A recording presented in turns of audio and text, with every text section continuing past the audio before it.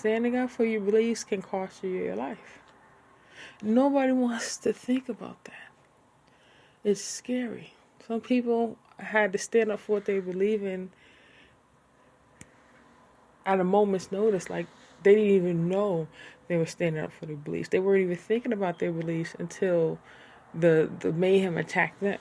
Or you see somebody getting attacked. And in your instinct, oh my God, I believe in protecting, to protect and serve. I believe this or I believe that. And then it costs you your life. Whereas people for years, 50, 60 years, stand up for a belief and get dogged the entire time. Relentless. Top to bottom for the entire 50 years. And then for one day, after the end of that, all of that pain, they get recognized and they get a medal. And then that's it. The receipt doesn't fit the pain, but it's not supposed to. That 50 years is an endurance and an investment drive, and it's just for the person alone. And then at the end of the day, so-and-so, or even me, for example, I realized that I prefer suffering myself in this direction. I prefer looking at nuns more as my hero, or Stoics, or relics, or preachers, monks, and philosophers and philanthropists as my heroes, because they know the meaning of suffering something. They're suffragettes. They know how to suffer things. And believe me, I wasn't this at first. I was cussing everybody out. There was this movie with Samuel L. Jackson called Black Snake Moan. And I remember he said in that movie to the girl who played Wednesday Addams in the Addams Family movies, he said to her, "I'm going to suffer you." And you hear somebody say something like that, you're like, I'm gonna, in that time, I was a mid-pinch. Like, everything I held dear to me, somebody had it pinched, that part of me so pinched in their fingernails, there was just, the blood was just trickling from where it pierced the skin. And I'm at this howling pitch, right at the God particle in my life, and they had it in their pinch, and they were just bleeding it slowly over days and weeks and months and years, so those years became decades.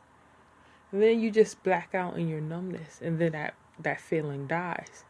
And then you're fighting everything. You're throwing fists. You're like, "You destroyed my life." And you're like, "What is your life to destroy? That I could do such a thing to you." And then you got to back up. You don't realize how far you've dismissed yourself. And then you got to find out how bad do you like it. Because if you hate it, you're going to die prematurely. But if you learn to like suffering, it doesn't become so bad. You prefer to be around people who suffer things. You don't like to be around people who disagree with how you feel, because it's like you disagree with me is painful. I don't like it. I like to be around people who say, I starve. I force myself not to do cigarettes. So I abstain from this because I like the torture and I know I can control it. And I like being around people like that, not in an abusive sense, but in a light sense. People who are in the light sense, in a religious sense or spiritual sense, or a sense where a pure sense where they're pushing people forward in some way, where they're denying themselves to make others better.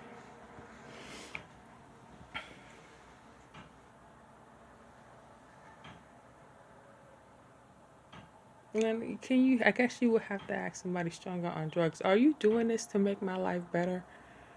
That's a weird question to ask somebody. Most of them will say F you, and they'll stick up the middle finger and go back to doing what they're doing. But that's the question you want to know. Are you doing this to make me better?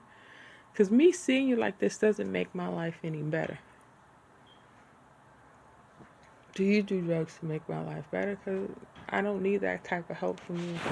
You can be good all by yourself, and I can be good all by myself. But you being bad all by yourself, that's not a good thing. You've looked better, you've been better, even though you feel you haven't. And you feel you needed a break, and I understand, we're human, we crack. That's how life is. That's not how it should be, though. I lost my father when I was a kid to drug use, and I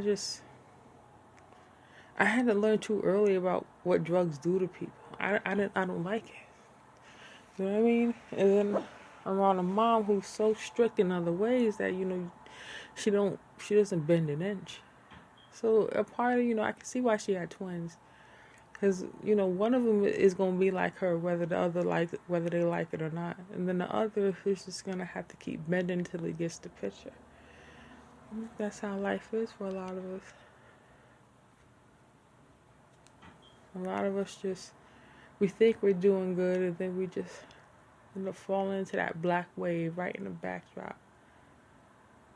And it's just lost in them roses, growing where we can't see them. All right, love, I'm not going to talk too long, but I thank you for listening. See you when I see you. Talk to you later.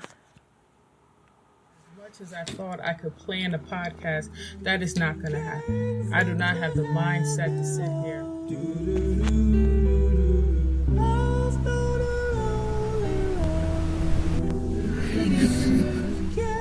Chop up block for block how I'm going to tell you about weight loss and weight gain.